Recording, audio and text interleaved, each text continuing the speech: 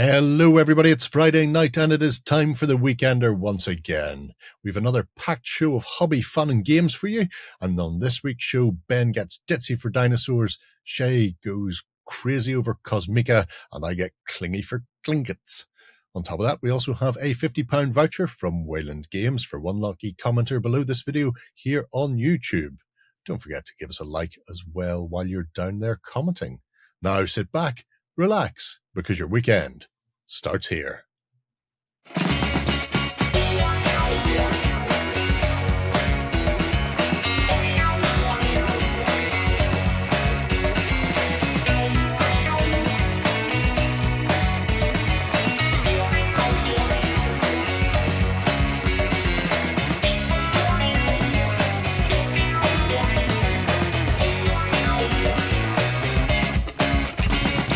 Hello everybody and welcome to the Weekender. I'm joined by Ben and Shay.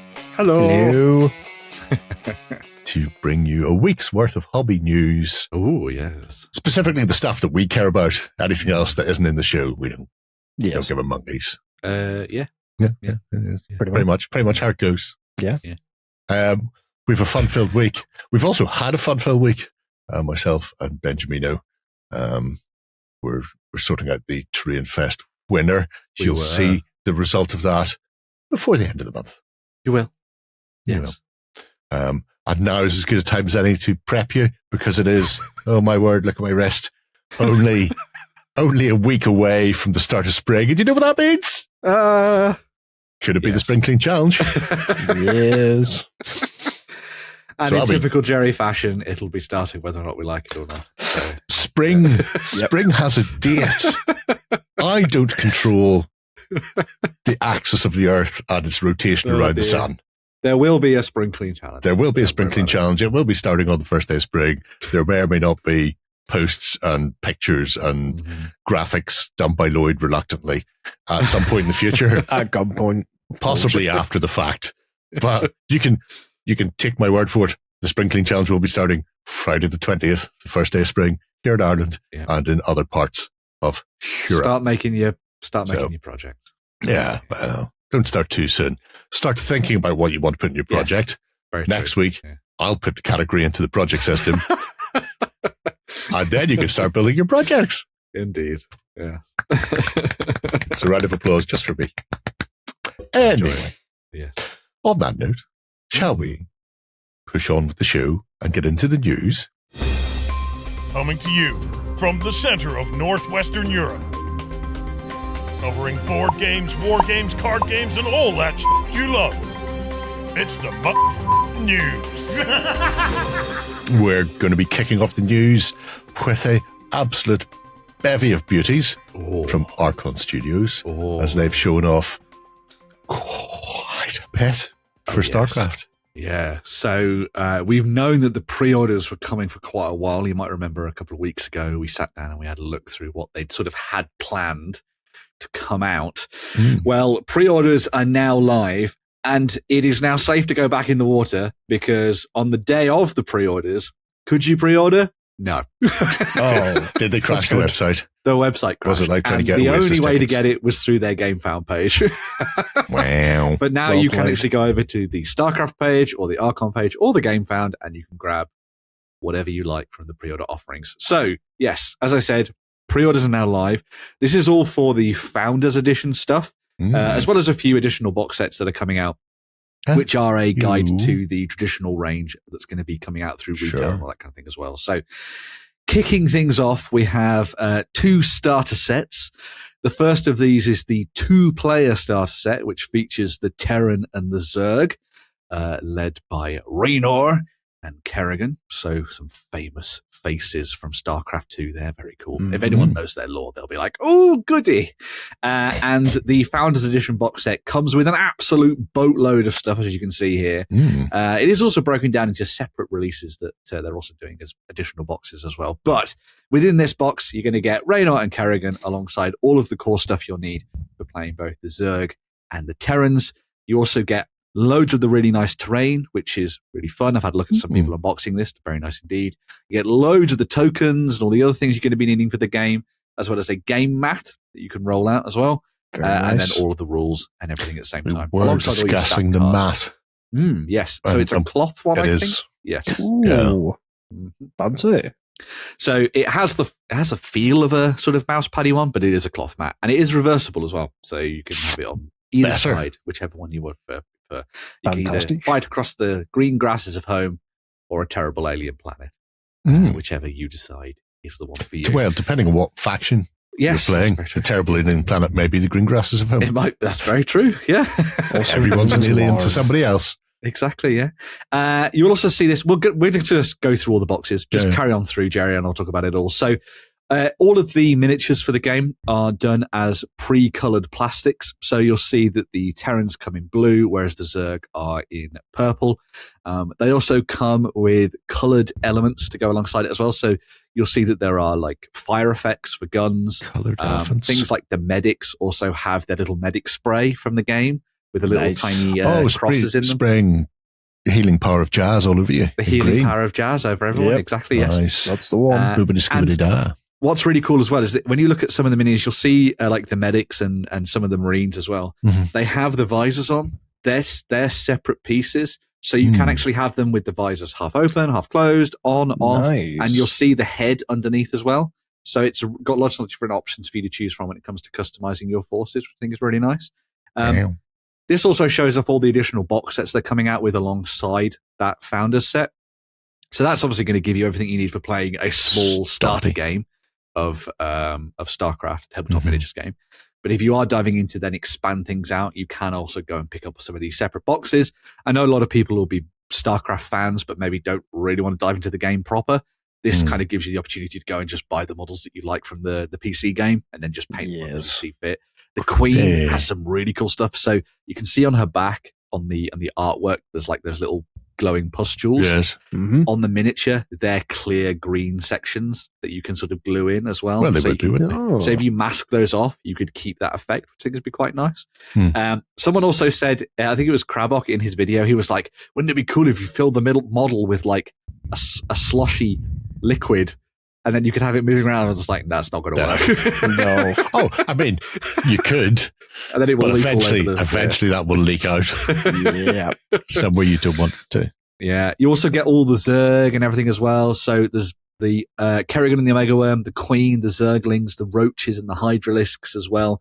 So everything that you'd expect to be popping up for your sort of like core StarCraft experience is going to be available as part of this. There's also, for those fans who like the Protoss, you can also dive in and get your hands on the third faction, essentially, of StarCraft. So this is the Protoss starter set, which comes in the same fashion. So will come with your hero and a couple of elite troops alongside all of your different things that you're going to need to play as the Protoss on the tabletop. So you get all your tokens, all that kind of thing too, which is quite nice. All bundled together alongside the re-release of Zeratul, which was the promo miniature they did back at Essen last year in October. So if you want to grab those, you can. Alongside a whole bunch of additional Protoss releases, like the Artanis and his pylon. You must construct additional pylons. It's a different thing. But it's a good meme and it still checks out.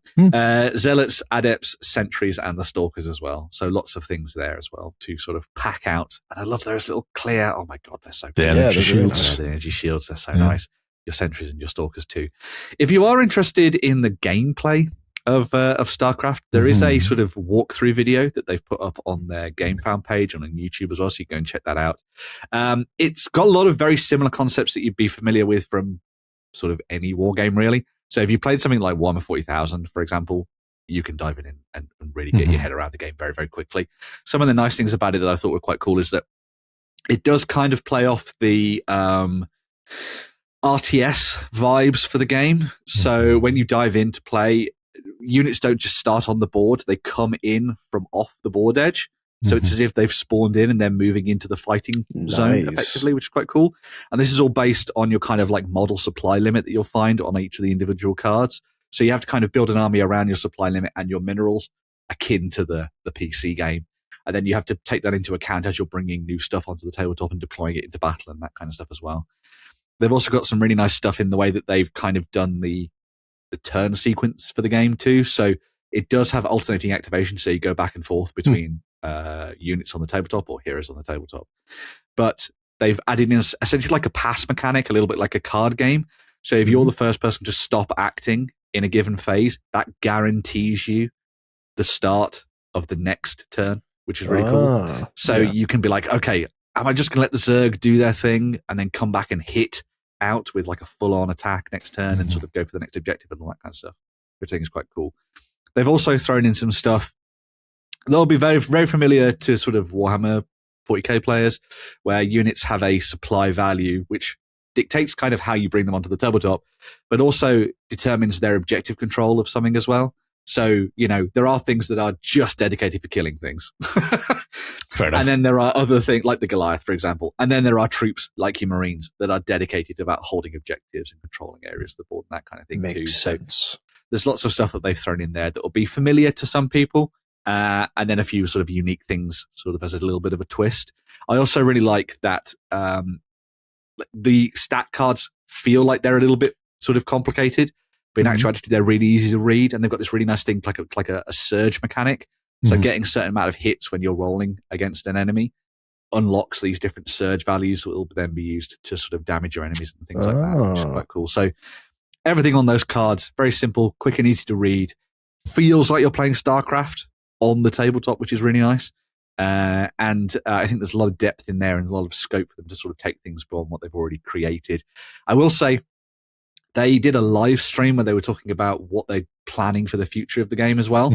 They have a roadmap that goes throughout all of 2026 and into 2027.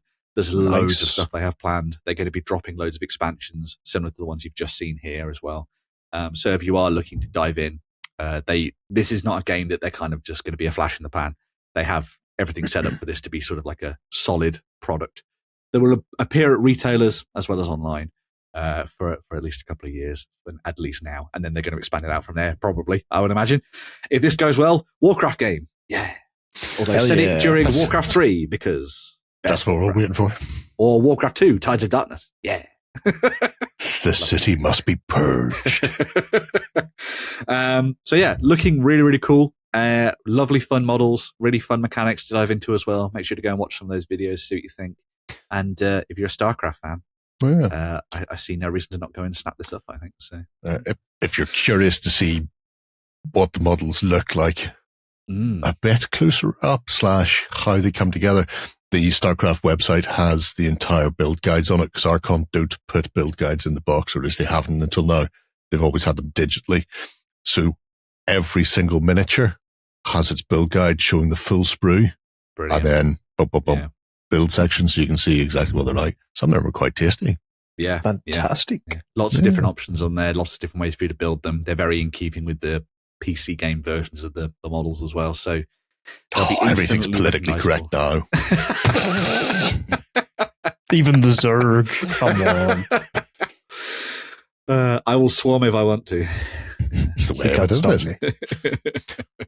So, have they said when the actual plan on shipping then? So I think it's the pre-order period ends sort of mid-April, and then it will be out to people shortly after that. There was a huge thing that they went through about shipping costs and all sorts of different things. I encourage you to go and find the live stream, because they talk about this in a lot more detail than I can give you right now. So, but did they start talking about shipping costs before or after everything went sideways? Alongside, yeah. So shipping costs may vary. Yeah. Let's put it like that. That's fair. But they're trying to. I'll say this: they're trying to eat as much of the cost as possible for people. So bear that in mind. There you go. As you dive in. But, Very nice. I'll keep some sci-fi people happy. It will. Yes. Yeah. And Shay for the rest of us. More sci-fi. More sci-fi. More sci-fi. Okay. It's like this. We ordered the second round of sci-fi. I did. Did you guys order a second round of sci-fi? I did. I love Fi. Good. It goes really well with Sci. Good. That's what I like to hear. Would you also like a bottle of wine with that, sir? So, yes. Yeah. Anyway, Wargames Atlantic have graced us once again with their presence. This time, they've brought us free rolls for Deathfield's Arena. Free? Which is amazing. Right. Free. That's my favorite type of sci-fi. Free sci-fi. That is good. It's good value. Absolutely. Yeah, absolutely. You get it for free. So for those of you not aware, Deathfield's Arena is a sci-fi skirmish game Basically, advanced alien species have come to Earth for thousands of years. They've kidnapped the best, sometimes the best, warriors. It's a bit harsh. Liberated. Man-napped. They're not kids anymore. Oh, there you go. Man-napped. That makes it so much better. Is that more? Is that PC for you? Is that okay? Man napping's what I do on 2 o'clock on a Saturday afternoon. That's what I was going to say. That's what I do when I get home. So they've came to Earth for thousands of years, nicked all of the best, sometimes best warriors that humanity has to offer, and pit them against each other in giant arenas where they go, all right, welcome to our amazing alien planet. You have no right to kill each other. And humans are like, kill other humans? That's what we do anyway. Fantastic. That's our favourite hobby. That's our favourite. Oh my god. There are sometimes other aliens involved in that, but they're kind of... I mean, we'll kill them anyway. They look different from us, but you know. We fear the different. That's how we do. So, the actual gameplay of Deathfield's Arena, it's fast, deadly, kill each other. It is a D10 based system, which I love. I love D10 based systems. Pardon me. Very simple game. There basically is only really one phase in the game, which is activation. There is obviously a pre-game setup where you determine your scenario, the initiative, you deploy your units, etc. The usual jig. Yeah. And then you get on to the bread and butter, which is the activation phase, which is something, it runs in a way that I've not seen any other game, at least that I know of. Jerry, you probably do, or Ben, you guys are a lot more buffet than me. That I wanted to say different, but okay. It's very decent of you. You got the gist. For sharing my pleasure. The continuous activation mechanic is really fascinating. I really like that image of sort of constantly in the action. There's a lot of back and forth. Yeah, exactly. So the way it works is there's no turns in the game. You have the activation phase. There are no turns. You alternate activating models, and you just go. You can activate a model as many times as you like within the activation phase. Yeah. So that's their activation limit. That's how many actions they can take before they sort of need to be reset. Have a man nap. Yeah, exactly. So, have a man nap. So for some people, it's lower than others. Because they're bad. Because they're not bad. They're specialists. Oh, no, sorry. He's a specialist. They're French. Sorry, that's what I meant to say. Oh, hang on a minute. Let me find you something a bit more creepy. There you go. This is better. Creepy. This is what I like, Jerry, not French. But I mean, every time they take an action, their stress builds up then. Exactly, yeah. So obviously, the more stress they build up, the worse they become at existing. French. Sorry. So like life. He uses this until he becomes that. Exactly. I wish that's how it worked. That would be fantastic. Yeah, I think it's really interesting because I don't know any game that has no turns. No turns, no rounds, just a phase where you just have at it. It more or less, because it's that alternating activation, and you don't reset your unit or your figures between a turn anymore, then that stress becomes your limiting factor that you have to manage. Because if you put too much stress on, then they can't react anymore. They can't activate. So the stress will build as they fail at things, and then drops as they succeed at things or rest. So because of that, you can push one model all the way by itself and then find it completely cut off from everything. Yeah, and then he gets immediately shot in the face.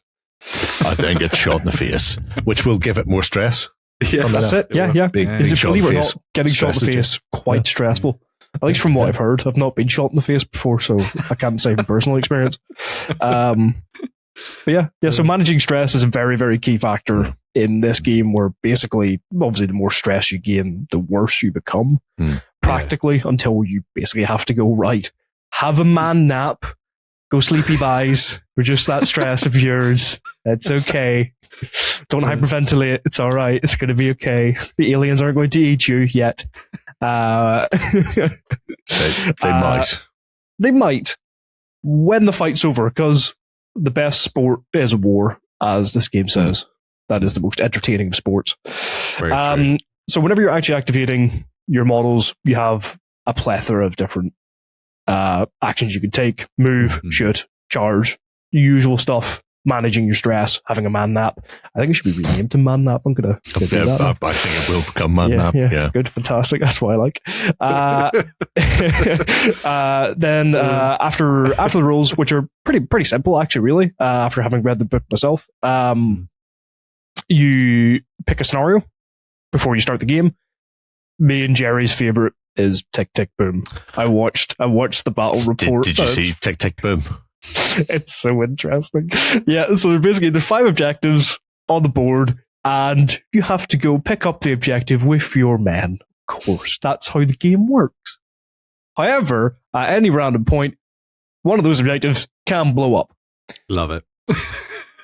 Your men don't know this until it's already too late and there are 17 different pieces on the floor. I like to think of them as like a big sort of whack-a-mole. So, because it starts with the one in the middle is lit up green, and when you hit that, one of the other ones will randomly light up green. And when you hit that, another one. So the light keeps bouncing. You have to keep hitting it to score victory points, but occasionally when you hit it, your head explode. Yes. Which is hilarious. And because you don't have turns and people can keep moving and activating around it, it'll turn into this weird swirling thing where, you've got people are fighting over them, or people unfortunately getting blown up in the face, which stresses them out. Then they can't move around much. The other one that I saw was the Last Man Standing one that they did, which was their other video, where it's kind of like a what was it called? Like a Fortnite type thing, where the arena is slowly shrinking around you. Like a battle and it's royale. going to just eradicate you, so you have to move closer to keep fighting, and you're last man standing. Makes sense. I must say, these aliens have a great sense of humor. They really do. This is absolutely fantastic. Like, whoever came up with Tick Tick Boom, brilliant. 10 out of 10. We should have that in real life. It's going to be in the next series of Gladiators. Yeah. There you go. But yeah, like as you said, Jerry, you can have like one guy who like hits a button and he's like, right, go for the next one. Hits it. Right, okay, go for the next one. I pushed my luck too far. He's just like tapping it like, why is this one not turning off? It's a bit weird. Wait a minute. I'm in heaven. And they have they've got those lists for not everything they've done so far. They have the Grognards, the Damned, the Ura, and the Ramjäger. But obviously there's things like Sneak Feet and all sorts. I think we're actually going to be adding in potentially some form of ally or mercenary type of thing for some of the smaller ones like the Sneak Feet. That'd be nice. So you can have your full forces. But it's relatively low model count. You've got obviously list building in there, but you have a leader and then 4 specialists for your sort of smaller games. And it's up to you what you equip whatever with. So played on a fairly small table as well. So and all you really need to do is throw down a bunch of scatter stuff. You don't need 2 tables to be too in depth if you didn't want to. Pretty much, yeah. And I like that it could be basically turned into any sci-fi models you have lying around. Yes. You could easily map this to like a Necromunda collection or 40k or one-page rules or pretty much anything really. So those are sort of, obviously these have been done for their own Death Fields range. Yes, yeah. The initial playtest rules we had a generic set of... just sort of like a basic guy. Which I mean, you can... The only real difference between basic guy and the Grognards is it's probably not even going to be in the weaponry because I think the weapons are more or less the same, but there's like it's in there. It's like they're like faction abilities. That your heroes or leaders can sort of bring to the fore when they're playing, so you can do specific things. But if you're not playing with a specific faction, then either you find one that maps across that you can go, well, this will work for both, or you make up your own with your friends. I loved that. I was watching the videos. Charlie and Gaz were playing, and Gaz, who'd chosen a lot of the names for the troops, couldn't remember how to say them. Oh my god! So maybe learn your German as you're diving in, or just make it up on the spot. Make it up as you go. That's what I do. Yeah. But yeah, all free, which is cool. I love free. Absolutely. So, Free and stuff's you the best. probably have a bunch of Deathfield Sci-Fi boxes in your collection already. So use whatever you've already got. Yeah. It's a good way of doing it. I'm waiting to see what they do for the Bulldogs. Ooh, yes. Yeah. Touch the old stiff upper lip in space. Will we get a Bulldog-centric scenario where you have to run from one side of the court? Oh, like please. British Bulldog. Yeah, Like British Bulldog, yeah. Oh, I hope so. If not, I'll make it. I mean, Last one to make it across explodes. I've got the Bulldogs. There you go. Oh, yes. Make it happen. Yeah. But from both, only Both from sides. one team. Oh, yeah. So both sides are trying to run, Yeah. but the last one explodes. Yeah. You need to try and stop your opponent from getting... Yeah. Yes, absolutely, yeah. Sacrifice a guy to take to rugby tackle their commander and they both explode, yeah. You listed, Charlie? That's our gift to you. That one's you go. free, mate. Yeah. But yeah, you can already just go and download whatever you need there. So Grab it now. grab it now. May as well. There are a few errors. Like the stress for failing a ranged attack is listed as taking damage. So Living rules. but from context is king, Yeah. isn't it? It explains when you fail your roll for ranged, you take stress. So even though the column is incorrectly named, the result is there for you all to see. So just be aware of those. There's a little Rules as community going intended. online anyway. There you go. But it's nothing major. And by God's sake, it's free. So shut up about the typos. Yes. Not that I've been looking at that on the internet or anything. Anyway, sticking with something Hub Day adjacent, Ooh. for he did write the death rules. And he's also part and parcel of Footsore Miniatures Games. And they have been working away in the background to release an old styly tactical war game. Ooh. Hex Encounter, you say? Oh, yes. Yes, I do Wow. say that. Way back in the midst of time when Shay was only 2 or 3 in 1981, there was a game called Cry Havoc released by Standard Games. It was a medieval hex and tile game. Mm-hmm. It was a thing of beauty, illustrated by the delightful Gary Chalk, and Peter Dennis worked on it as well. And it was a one counter is one man. Mm-hmm. So it was more like a skirmish compared to some of the other sort of hex and counter games of the time, where they were more sort of Avalon Hill-esque, whole armies kicking off. You could see a prime example there. By the way, that little tray was in the top of the box, and it was a godsend. Oh, that's beautiful. That is lovely. For one very specific reason. A billman is not just a billman. He's a specific person. So, for example, I think one of the archers was called Crispin. I'm mentioning his name for no particular reason. But Crispin had his regular side and his wounded side. And as people got wounded, their stat line dropped, so counters would flip. But you could also be stunned, so there was multiple counters. And if somebody was mounted, they could be dismounted. The horse could be shot out from under them. But they could also just dismount to fight on foot. For example, if you were attempting to get into a building, a man on a horse, despite what you may have seen in Braveheart, is not going through the door of a castle. Yeah. Instead, they would get off, said horsey, go inside, bop the defender, and come back out. Why am I telling you all of this? Well, it's because they're planning on releasing a new version, not a reprint. They are working alongside Gary Chalk once again, though. Oh, very good. So look at those illustrations. Oh. The thing is, obviously, Gary's got better over the years, but also at the same time, the fidelity of print production has also increased, which means you can see his illustrations much crisper than they used to be.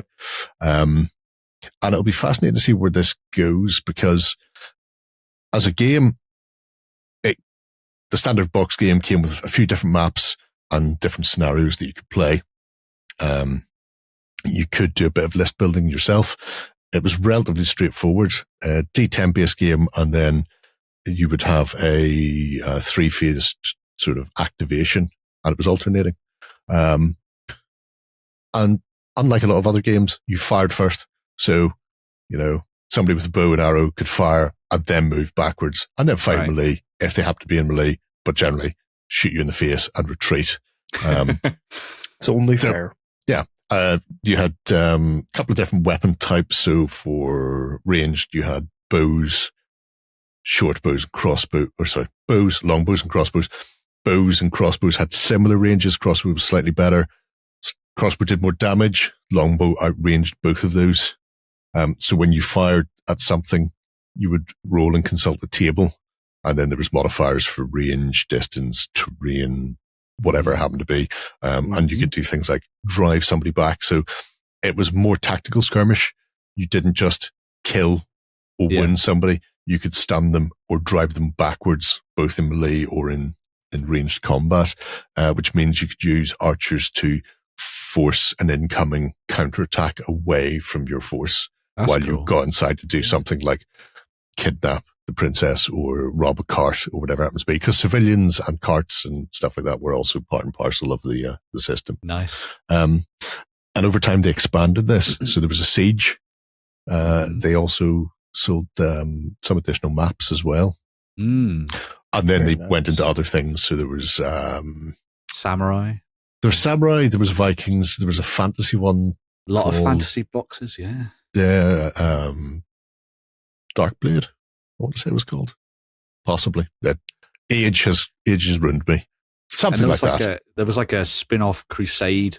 The Crusades as well. One as well, which is cool. So, yeah. And all of the maps, which were about 20 by 30, were compatible. So depending on what you were doing, you could build up bigger maps and play bigger games. You didn't have to. There was plenty of play just in the smaller. I think it worked better as the small skirmish, to be brutally honest. But you had the potential there.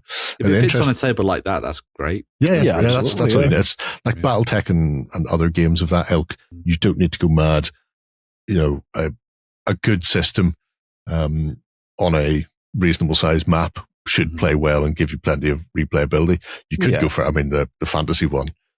You could go from up top into cave, and then they had dungeon sort of layouts or cave layouts, so you could go underground. Nice. But that was more fantasy. This is specifically for the standard medieval Cry Havoc. They have said this will be compatible with the original. Right. Nice. So, if you own it, presumably it's not just a reprint. The maps and the like, I'm assuming will also still have the lovely yellow background that I know some people hate, but your tokens were all white and it was very visible having them on there compared to whatever. And green on green for trees and grass is shit. So I'm just saying, I didn't mind the yellow background. Right. It worked well. But there's the potential then that some of the scenarios and the like will be different in the new version. So it may not just be a glow up, as the kids say. Look at me. I think it may sit alongside the original if you happen to have it, and if not, it's an interesting thing that Footsore are going with, because up until now they've solely been going with miniature based games. So they've had traditional war games. This is like a really good introductory hex and counter game. It's not the full strategic, where you're having to get out your little tweezers to move stuff around and stack up counters and bits and pieces. This is a 1-to-1 sort of tactical level skirmish game. I'm really eager to see what they do with it. Very much so.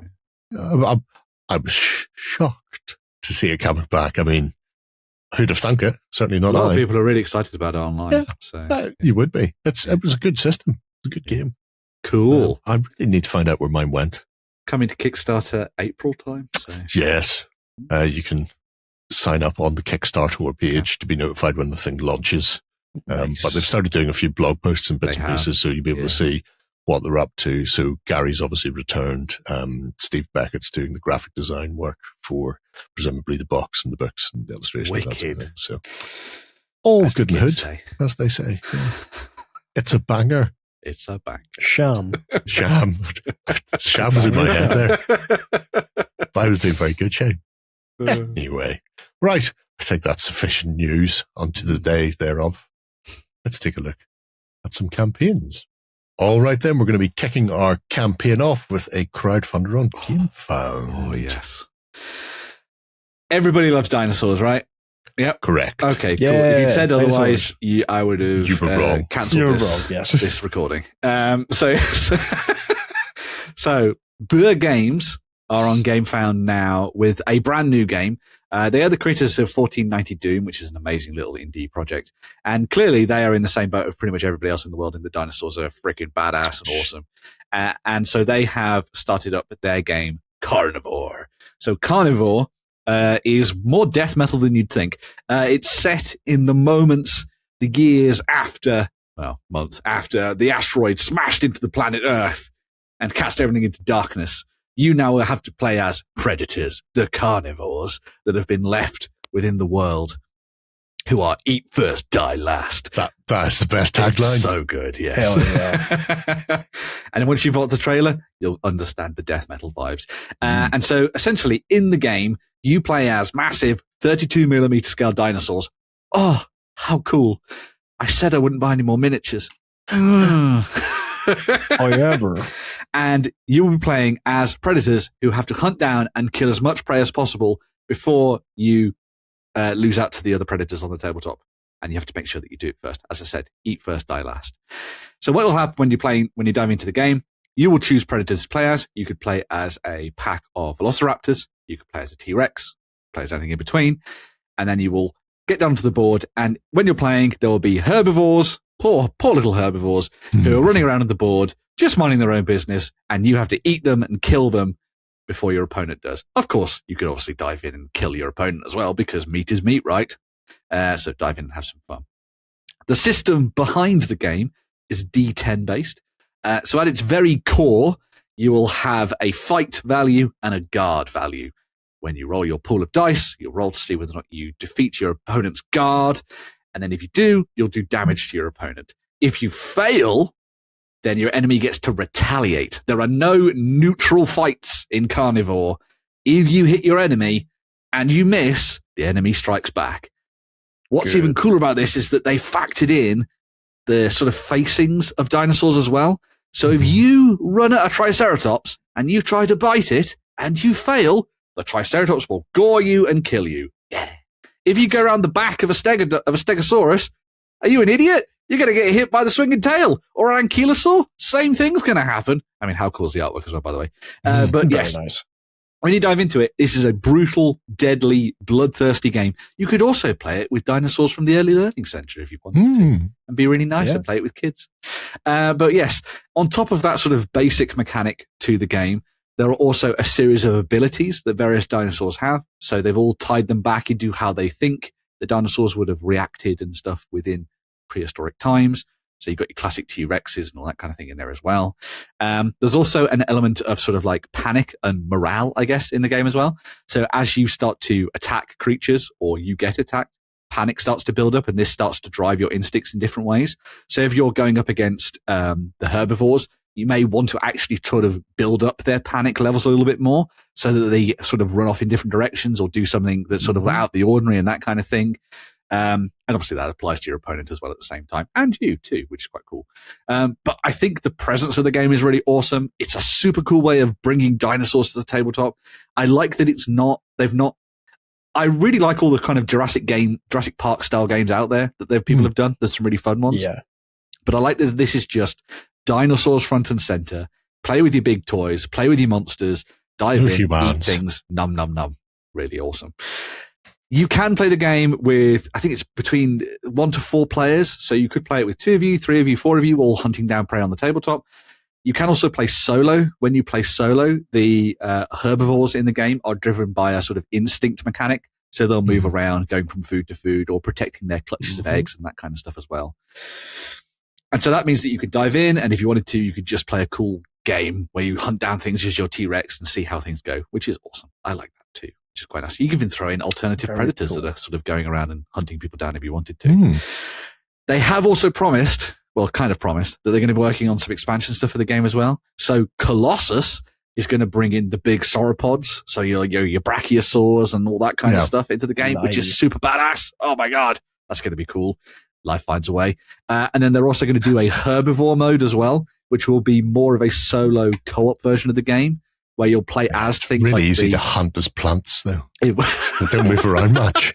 Well, in that version of the game, rather than hunting down plants, you will be looking to survive against attacking predators that will be driven by their own instincts and trying to hunt you down. Okay. Now, when it comes to they're also going to throw in things like pterodactyls and things as well, potentially with future expansions.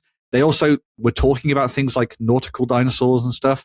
That's a little bit of a different style of game, so that's probably not going to happen anytime soon, but it is something that they've at least floated as an idea. Stop that. When it comes to pledging for the game, stop that now.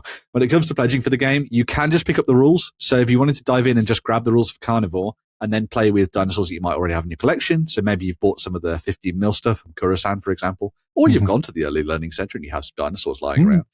You already have them all in your house. Oh, you already, exactly. Dive in, grab those, start playing the game, have some fun. Comes with little sheets for all the different dinosaurs. They have also done a bunch of the miniatures as both STL files and physical as well. So if you want to dive in and get your hands on these, you can just go and grab all of the various dinosaurs in the various styles and get painting them. Either paint them in their sort of prehistoric, accurate fashion, if you like, or go down the route of painting them a little bit more Jurassic Park, however you see fit. Maybe a little bit of Dino Crisis. Oh, well, that was a good game.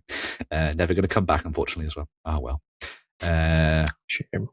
Hashtag bring back Dino Crisis. Better than Resident Evil. Sorry. But if you are a fan of dinosaurs, make sure to go and check out Carnivore from Buer Games. Looks super cool. Definitely go and watch the gameplay videos. Nice, easy entry point to dive into as well if you just want to go and grab the rules and see what it's all about as well. So fun stuff for those folks who want to go and skirmish a little bit differently. Why would you go off and play as wizards and witches and warlocks and knights and things when you can play as dinosaurs, man? Yeah. You could be a dinosaur wizard. Yeah. Oh my god. Little T-Rex with a tiny wand. I mean, certainly one way of doing it, isn't it? Yeah. Oh, great idea for RPG now. But yes, prehistorically You're a lizard, accurate. Harry. You're a Lizard Harry. Very good. Anyway. But yeah, that's funded right now. Diving, check it out. Who would have thought a dinosaur game was funded, eh? Got about 18 days left on it as you're looking at the campaign now with us. So yes. Why Awesome. not join Ben in backing this dinosaur Must not based? buy dinosaurs. But technically it's educational expense. It is. Exactly. Yeah. Think of the future Bens that you can teach dinosaur stuff with. Man. See? It's an investment for your future and your children's future. Okay. Oh well. Good time. Good times in the game. Yeah. Right. Leaving the hell of the destruction of Earth behind. Raw. And checking a March to Hell in the Sengoku period. Yeah. So 3D Breed are back on Kickstarter with another one of their 3D printing campaigns. This one they've done in the past medieval and ancient stuff and World War II and all sorts of different things. But considering that feudal Japanese warfare is quite the thing at the moment, they have dove in and designed a series of miniatures in their typical style to fit into both 15mm and 28mm scale wargaming. This campaign focuses on two notable clans from the period. So you're going to get the options to build the miniatures for the Takeda clan, but also the Oda clan as well. You'll get all of your kind of core troops that you'd expect.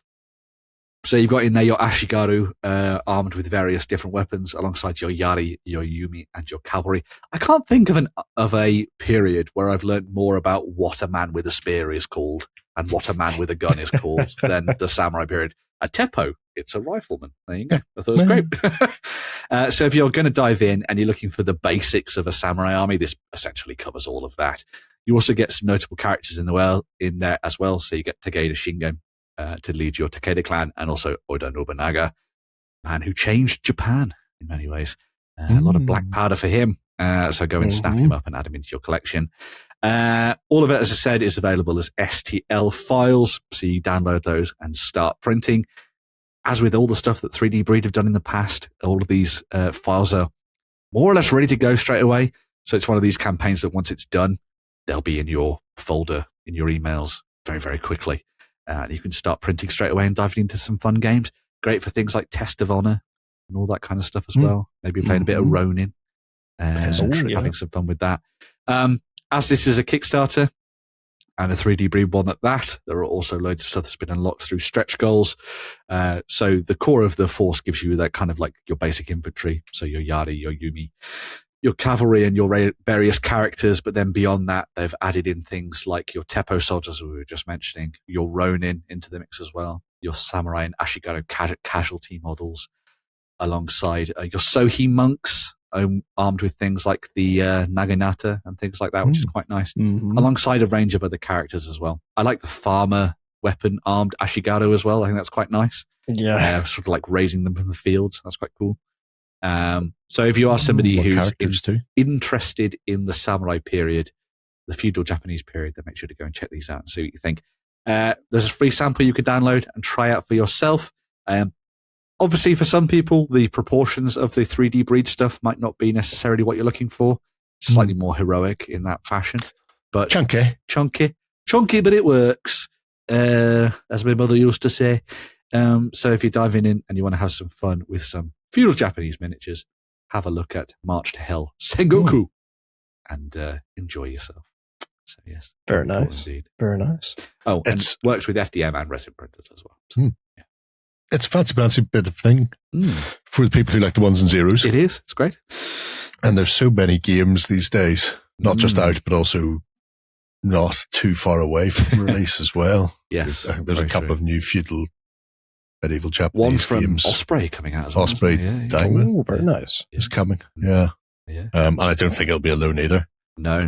Very true. I will say, yes, the proportions may not be to everybody's taste, but you are working with 3D resin. Yes. And therefore, not having thin things is a godsend, yes. Is a godsend. Yeah. So that way, you're less likely to see your delightful Yari snap off and be left holding a third of a bow.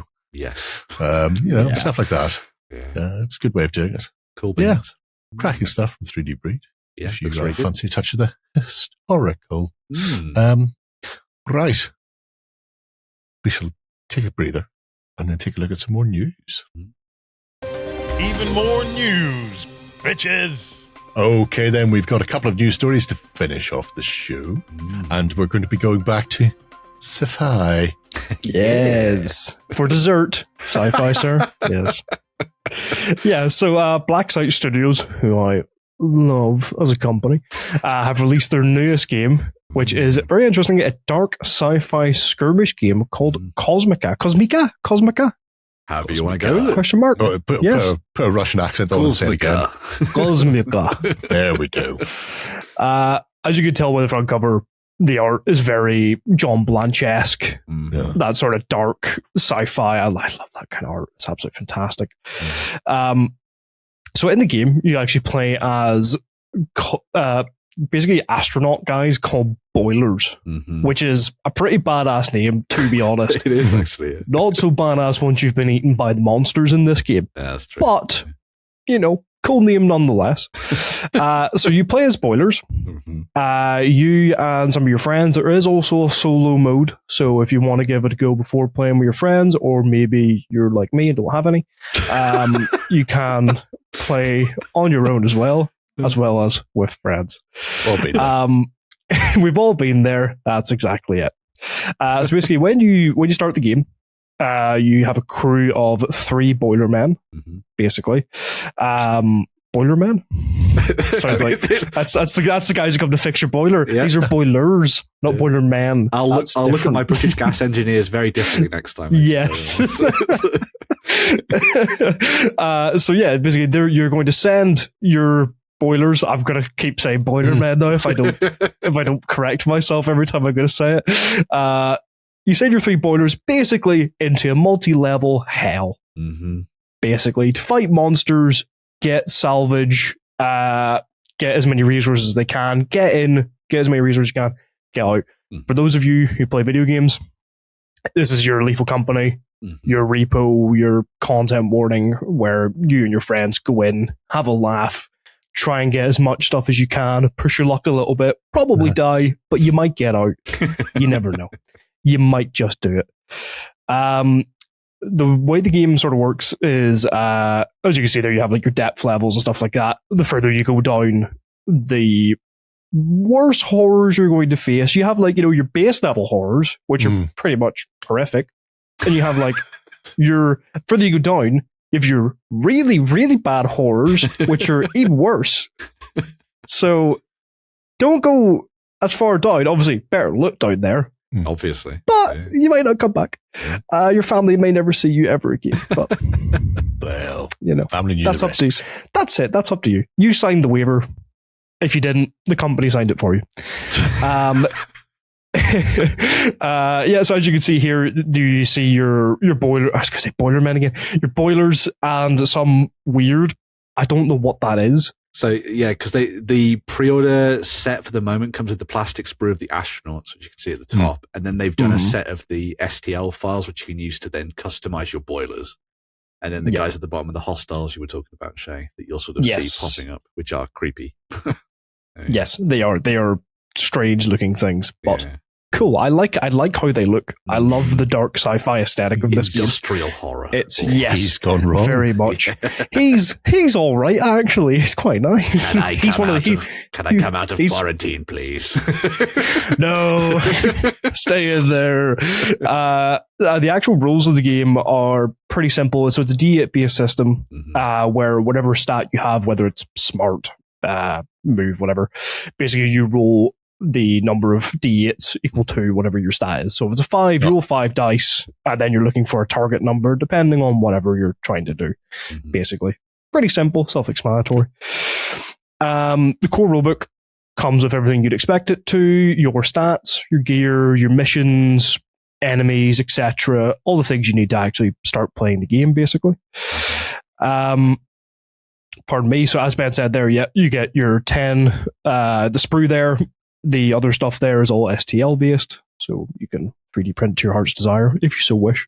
Just absolutely fill one guy as like a pack mule. Just have him like 6 backpacks. He's like, that one friend who just picks up every item in the game, dragging himself across the floor. Pretty much, yeah. One of you had to drop all my weapons so I could carry more loot. God bless you, sir. God bless you. And yeah, the terrain here, I really like this terrain because it's like, it's good terrain anyway because it looks fantastic, but you can use it for anything. Yeah, definitely. I was thinking the same thing.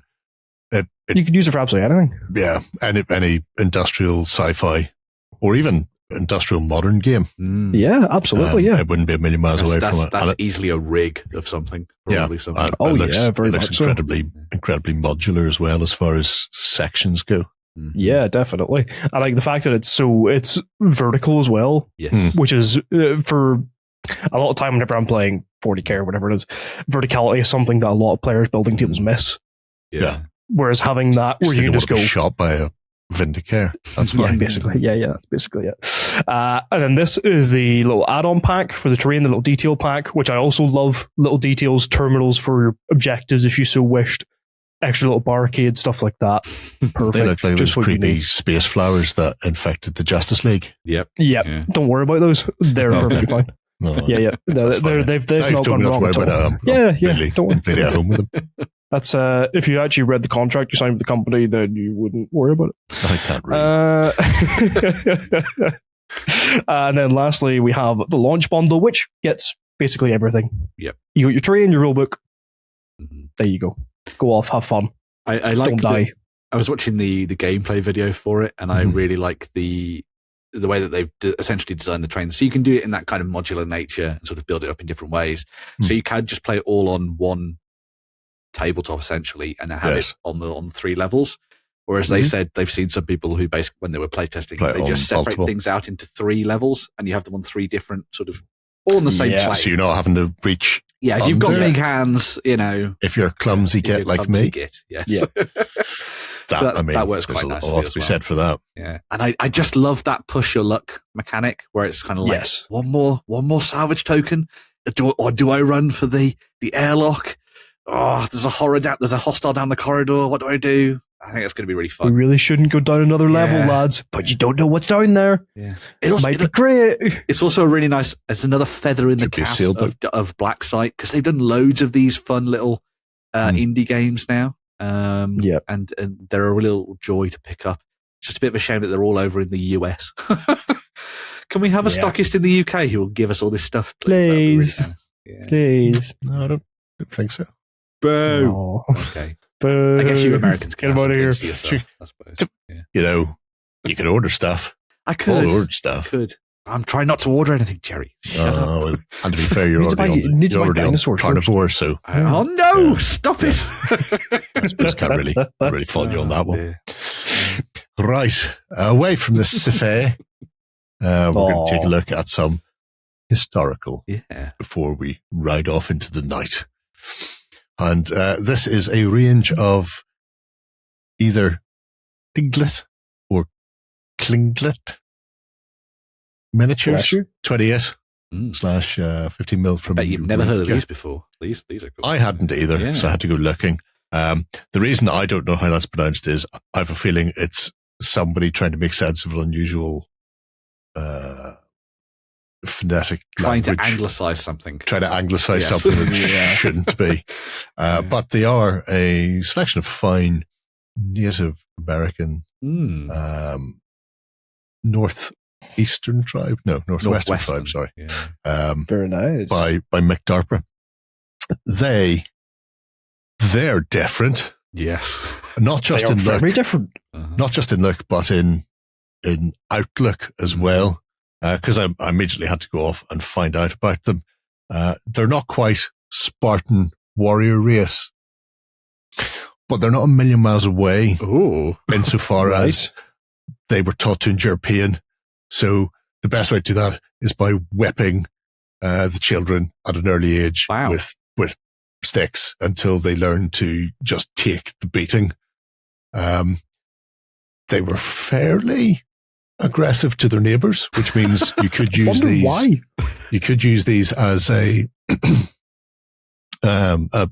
faction within a intertribal conflict. So you don't just have to set them up for what we're going to talk about in a moment. They could be fighting other indigenous tribes.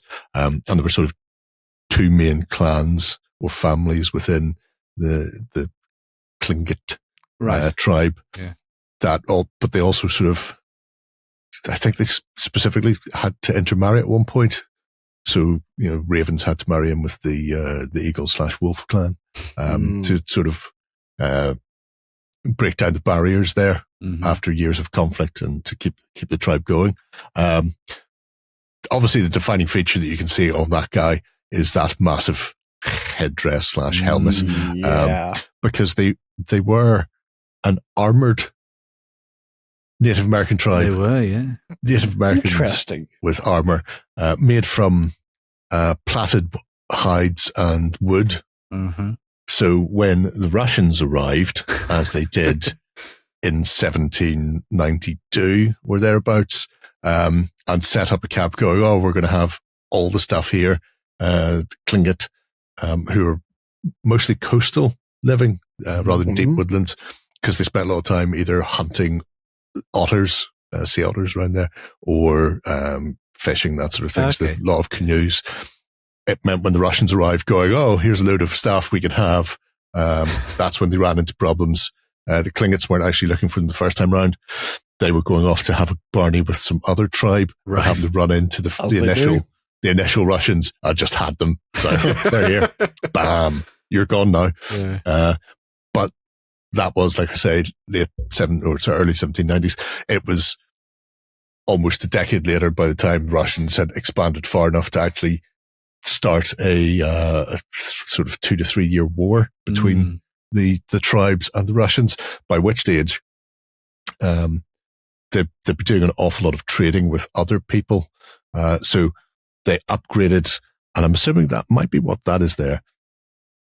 on this guy on the left. See how his armor's little circular bits? Yeah. Have you ever seen a Yeah. Chinese coin from the period? Round coin, normally with a square hole in the middle. Yeah. They traded a boatload of those, and they made really good, like, lamellar scaling. Oh. So they stitched them onto their... So by the time the Russians arrived, they had not quite bulletproof armor, but certainly much better than just being shot with nothing. That's cool. So they'd upgraded their armor, and Wow. we're starting to actually introduce muskets as well, that they traded from either British/Americans, because they've been coming around to, and up from sort of California and the like. So, yeah, there's a couple of really good short videos on YouTube about the Russian Tlingit War.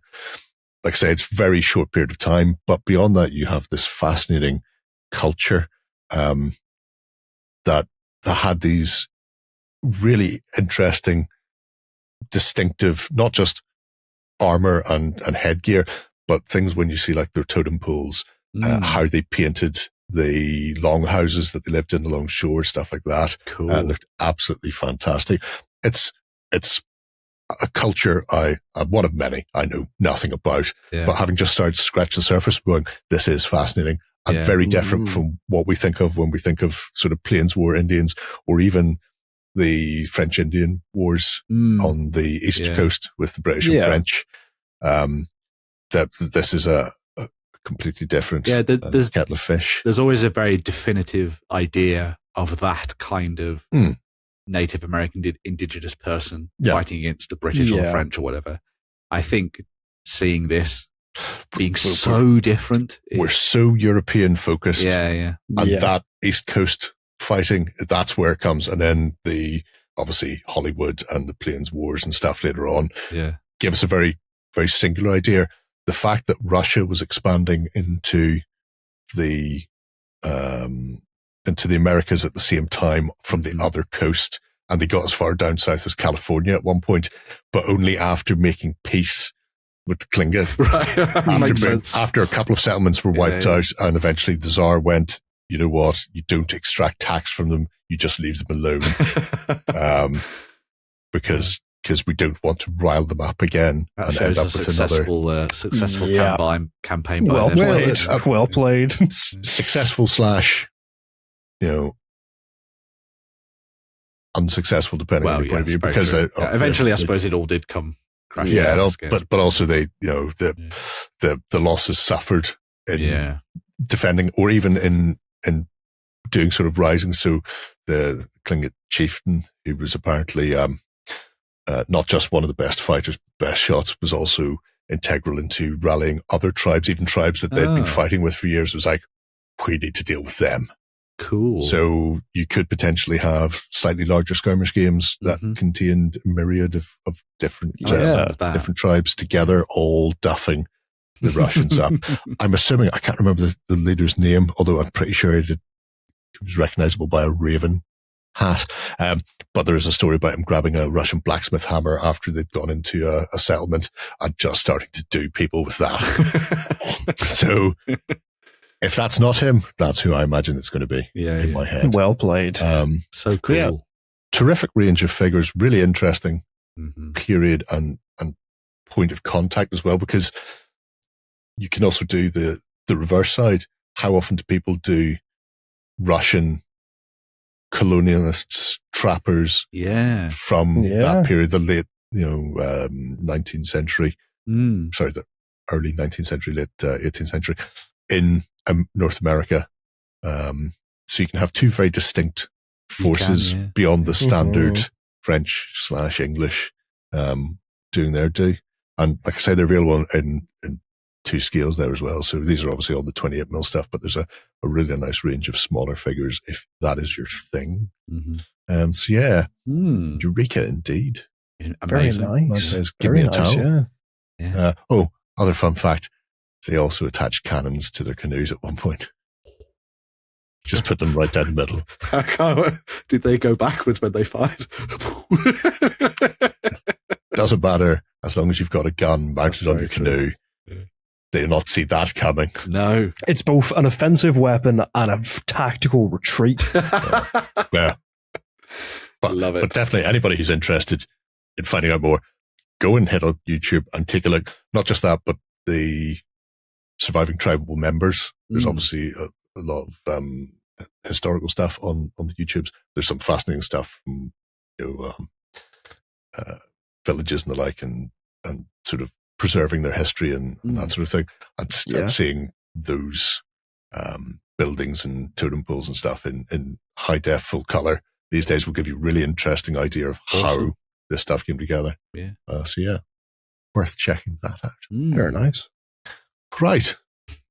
I think that wraps us up. Yeah, we've learned something at the end of all that as well. How cool Yes. is that? Yeah. See, educational.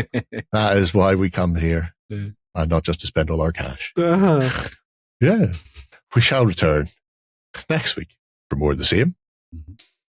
I may or may not still be drunk from St. Patrick's Day.